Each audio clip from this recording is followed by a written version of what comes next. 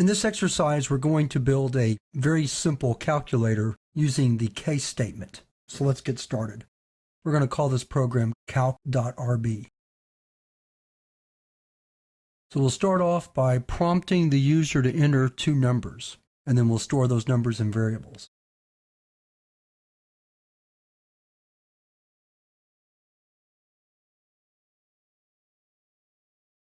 Now, before we go on, you might notice a problem here, and the problem is that getS stores its input as string, and we certainly don't want to store strings in number 1 and number 2. So for now, let's convert that to integer, the input, I mean. Now we're ready to prompt the user to enter an operation.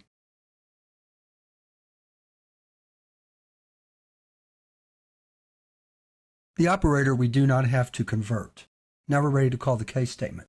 However, before we do that, if you remember in the last exercise, we had to store a new line along with our computer name Watson. A way around that is to call a method called chomp, which we've seen before. I purposely left it out of the last exercise to see if you picked it up yourself. But now let's go ahead and explicitly use it. It makes our code easier to understand. Now we're ready for the case statement. So what we'll do is when the operator is the plus sign, then we'll do addition.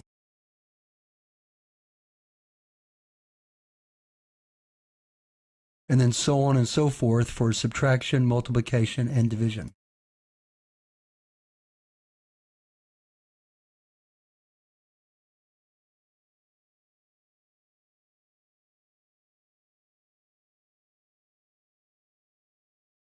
Now we're finished, so we can end the case statement, and we're ready to run the program. So we'll save it, go back to our command prompt, and let's run.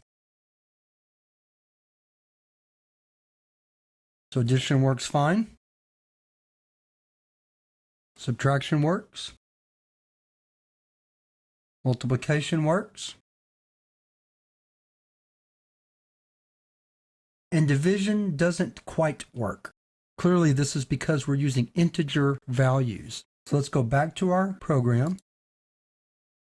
Let's change integer to float here and there. Now let's save it. Clear the screen. And let's try that again. Oops, we have a float G in there. Let's fix that. There it is right there. Easy to make typos, and typos are easy to fix. Try it again. And we get the correct answer. Let's run it one more time. Maybe a bit more precision than we need, and we could work on formatting that number to round it off. But you get the idea. So let's go back and look at the code one more time. So you see how our case statement works. We present it with a value, and then we have a series of whens where we execute a body of code when we have a match, or when there's equality between the literal provided after the when and the value in the case clause, if you want to call it that. So that wraps up this exercise and wraps up this chapter on decision structures in Ruby.